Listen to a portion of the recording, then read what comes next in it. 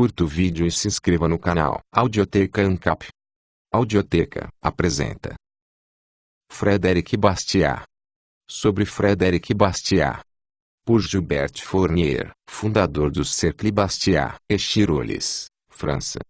Economista perspicaz, jornalista ousado, panfletário sutil, enfim, filósofo corajoso, este homem aplicou toda a sua energia, o que o esgotou e lhe valeu uma doença implacável, procurando fazer compreender o que há de bem fundamentado no conceito liberal. Foi o primeiro a explicitá-lo de modo claro, agradável e quase definitivo. Os políticos franceses apressaram-se, evidentemente, em desacreditar esse autêntico deputado federal, eleito em 1848, liberal solitário, sem dúvida o primeiro e, em todo caso, pioneiro. A sua lembrança foi se esfumando mais ainda porque homens de negócio pouco escrupulosos, construtivistas, intervencionistas, gente de todos os lados, uniram-se para ocultá-lo. Foi com amargor que Bastiat viu desmoronar-se a grande esperança que a Revolução de 24 de fevereiro de 1848 deixou por um momento entrever. Ao evocá-la,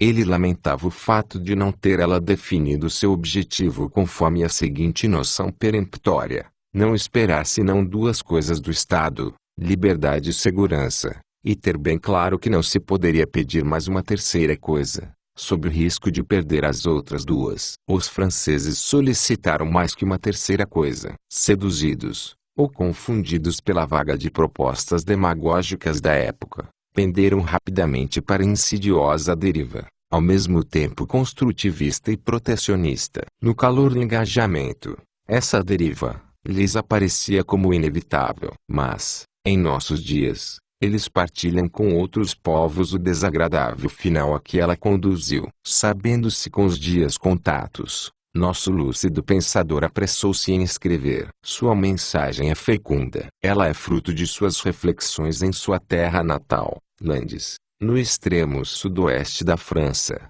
com o concurso durante uns 20 anos de um grupo de amigos devotados, de opiniões por vezes divergentes, que lhe traziam a controvérsia. Embora inacabada, sua obra é prodigiosa se levarmos em conta o curto lapso de tempo de seus 56 anos. Traduzidos ainda durante sua vida, seus escritos tiveram sucesso retumbante no estrangeiro, principalmente nos Estados Unidos, que, hoje, fazem os franceses descobri-los. Reimprimindo, em 1893, em francês, trechos escolhidos de Bastiat, Florin Fitalion precisa que não se trata somente de reparar uma injustiça, mas, sobretudo, de mostrar que as ideias de um dos mais ferrenhos defensores do liberalismo conservaram até hoje sua atualidade e sua pertinência. Que o autor se tenha, por vezes, enganado ao se aventurar na teoria pura, que seu estilo pareça bem marcado por sua época e que seu tom traia a ingenuidade de um espírito por demais íntegro,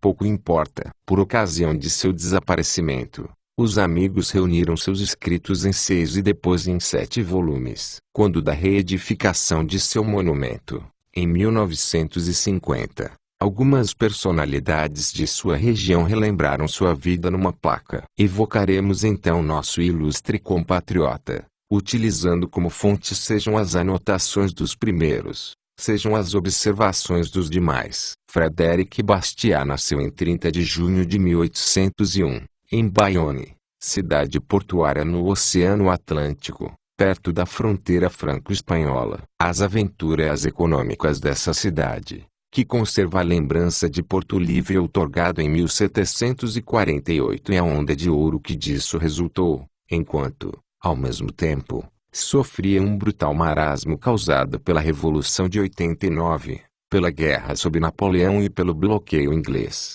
impressionaram sem dúvida duramente o menino Bastiat, provocando suas primeiras reflexões. Órfão aos 7 anos de idade, Bastiat é confiado a seu avô, proprietário de terras de Mougron, e a sua tia Justine, que se ocupa de sua educação. Inscrito inicialmente no colégio de Saint-Sever, transfere-se sem seguida para o de Soré com acento grave, no departamento de Tarn, a 300 quilômetros de Mougron. Nesse colégio, Bastiat recebe a base de sua formação, além das letras, grego, latim, italiano, espanhol e inglês, e da matemática e ciências naturais, com sessões de trabalhos práticos bem conduzidos. O aluno tomou gosto pelas ideias gerais, a filosofia e a economia política. Foi também em Soria com acento graves e que Bastiat aprendeu a tocar violoncelo, instrumento que o descansava de seu trabalho intelectual e entrecortava,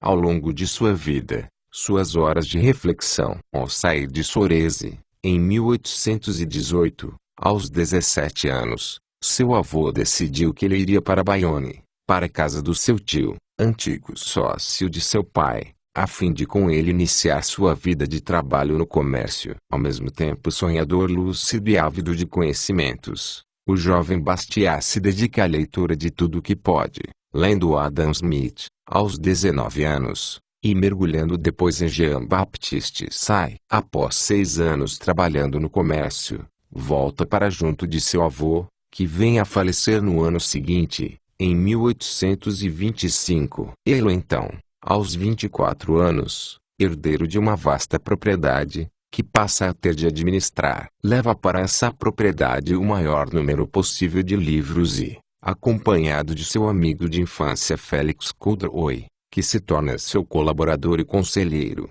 dedica-se à leitura e ao estudo de autores como Smith, Say, Franklin, Ricardo, de Stutt e de Tracy, Charles Comte, bem como de filósofos, de Jean-Jacques Rousseau e Giuseppe de Maistre. Essa vida exploratória e meditativa em Mugron valeu-lhe a erudição que, mais tarde, viria a encantar os salões parisienses. Mas Bastiat também se revela bom administrador de terras, embora fosse acusado de se preocupar mais com suas reflexões do que com seu patrimônio. Assim, busca conhecer melhores meios de cultivar suas terras, valendo-se para tal da orientação de agrônomos de renome. E ia então aumentando esse patrimônio. Esbarrava, contudo, nas desvantagens do sistema de arrendamento e no espírito de rotina dominante à época. Isso, porém, não deixou de se constituir para ele numa experiência altamente gratificante que os burocratas não conseguem conhecer. Por ironia do destino,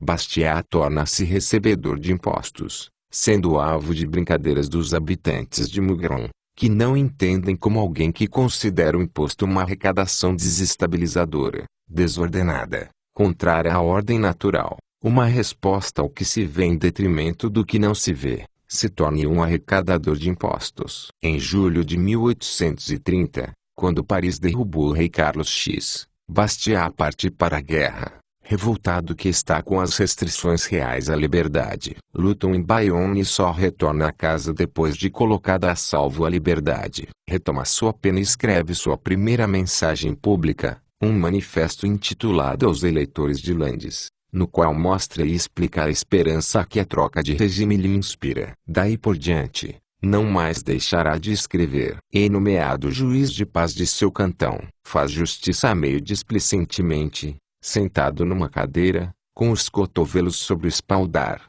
batendo a mesa com um corta-papéis e desenhando bonecos à maneira dos estudantes. Pronuncia suas sentenças julgando pelo bom senso e pela equidade, o que é bastante para os litigantes. Em 1832, é eleito para o Conselho Geral do Departamento de Landes. Aí batalha por um melhor equacionamento do imposto territorial. Em 1848, é eleito deputado constituinte e, em seguida, é conduzido à Assembleia Legislativa, onde se torna inclassificável, pois se revela republicano demais para os conservadores e conservador demais para os republicanos. Bastiat consegue isolar-se, graças à independência de seu espírito. Não é necessário, diz ele, olhar com quem, mas por quem se vota. Sim, eu votei com a esquerda, quando as legítimas reivindicações da classe pobre e o seu sofrimento foram desconhecidos. Sim, votei com a direita,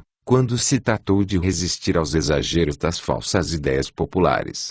Embora não dotado de força oratória, subi várias vezes à tribuna, sobretudo para defender o direito da associação de patrões e operários, em virtude de uma questão envolvendo a expropriação, e para reiterar sua hostilidade a todo e qualquer monopólio. Escolhido para integrar a Comissão de Finanças da Assembleia, foi eleito seu vice-presidente por 8 vezes consecutivas. Mas sua atividade principal, a qual se atém com perseverança, é escrever. Revoltado contra o protecionismo cego que domina, na França, a política econômica e que resulta no encarecimento excessivo da vida, desproporcional aos salários, e priva a indústria e o comércio da estimulante concorrência estrangeira. Entusiasmado com as ideias de Cobden, Fox, Bright e outros, que na Inglaterra, levam avante o bom combate em prol da livre iniciativa, influenciado ainda pelo apego dos espanhóis à independência individual, Bastiat escreve influência das tarifas francesas e inglesas no futuro desses dois povos. Aí compara as duas políticas econômicas, a inglesa, que se abre pouco para a liberdade, e a francesa, que afunda um pouco mais no obscurantismo do protecionismo. Tal artigo, encaminhado ao Jornal des Economistes, sem qualquer recomendação, é colocado no fundo da gaveta. Um dia, porém, descoberto pelo redator-chefe, é publicado e consagra Bastiat como economista. Logo é convidado a Paris, onde desembarca em 1845. Lá conhece Horace Say, presidente da Câmara do Comércio, e começa a publicar sem parar. Em 1845, aparecem os seus primeiros sofismas. Após nova viagem à Inglaterra, nos brinda com Cobden e a Liga. Em 1846, funda a primeira associação pró-livre iniciativa na França. Posteriormente, uma outra em Paris. Bastiat compreende que, num país centralizador como a França,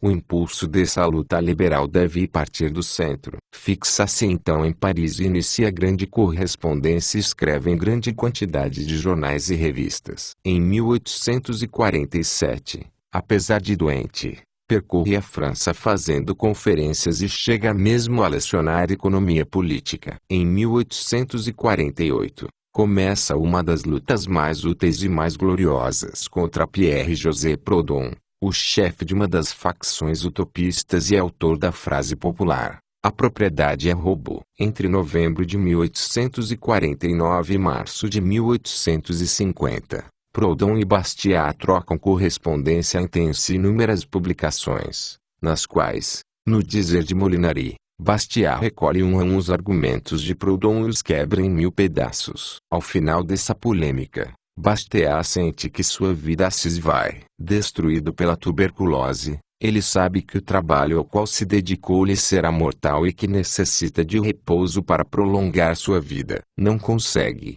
contudo, parar. Publica Harmonias Econômicas e, depois, Harmonias Sociais, um hino à paz social que lhe dirige à juventude e no qual busca refutar a ideia de que o lucro de uns é prejuízo de outros. No outono de 1850, fugindo ao rigor do inverno parisiense que se aproxima, parte para Roma, em busca do céu clemente da Itália. No dia 24 de dezembro de 1850, ao cair da tarde, Bastiat expira. Dentre seus biógrafos, destaca-se Madame Chevreaux, que diz ser urgente que Bastiat volte para explicar como a mecânica liberal é a única a poder acionar convenientemente o mundo. Ele saberia ainda, diz ela, mostrar os planejadores empedernidos, aos tecnocratas, por que parte se deve pegar a máquina econômica, a única que pode dispensar esse social decantado por todos os demagogos. De resto,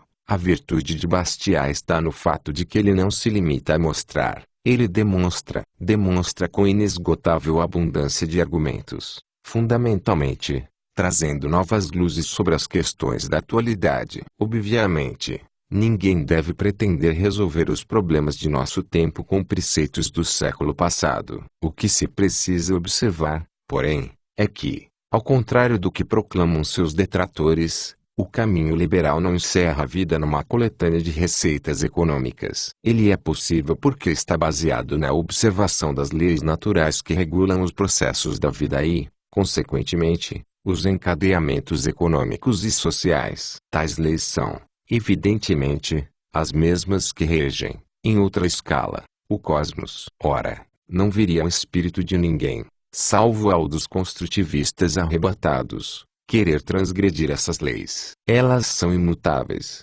mesmo se transformam, a cada segundo e perpetuamente, o mundo. O que Bastiat põe em evidência é que os comportamentos e os atos humanos, no que toca o econômico e o social, não escapam a essa regra, contrariamente à versão ingenuamente capciosa de Jean-Jacques Rousseau. O que ele preconiza está, por conseguinte, em harmonia com as formas que movem o universo. Assim como elas não envelhecerão jamais, o conceito liberal em estado puro será sempre verdadeiro. Eis porque ler Bastiat é ler a atualidade. Se ele não teve seu lugar nem em seu século e nem no nosso, observemos que aqueles que já possuem um pé no século XXI se apressam em celebrá-lo. Se esse mensageiro clarividente pôde predizer, 15 anos de seu início, a Guerra da Secessão nos Estados Unidos, ou, com uma distância de 150 anos, o impasse atual da França no que concerne a seu organismo de proteção social denominado Previdência Social,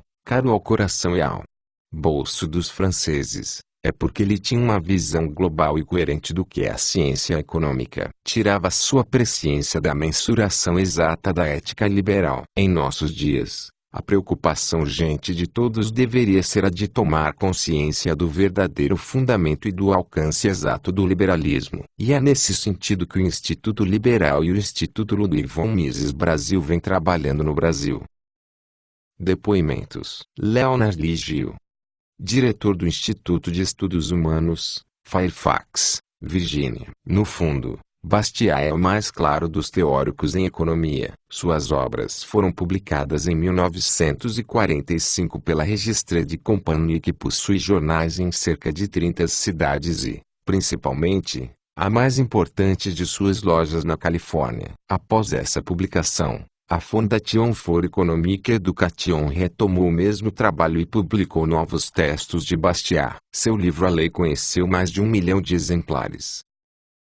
Jacques Garello, economista, professor na Universidade de Aix-Marseille. O sucesso intelectual que conhece Bastiat nas universidades americanas e nas várias correntes de pesquisa filosófica e econômica se faz acompanhar igualmente de um sucesso do domínio político. Uma das pessoas que participaram ativamente da campanha do presidente Reagan nos dizia, faz pouco tempo, que sua carreira começava de forma bastante curiosa. A General Electric preocupava-se em dar cursos de formação econômica a seus funcionários superiores. Saudemos, de passagem, a lúcida empresa, e os dirigentes dessa firma tinham concebido um programa que exaltava os bons efeitos da liberdade de empreender, da livre troca, da liberdade econômica, que mostrava os maus efeitos da intervenção. Tais programas inspiravam-se muito na obra e no pensamento de Bastiat, pois a publicação de A Lei havia saído alguns anos antes. Procurava-se alguém para ler esse programa e um ator,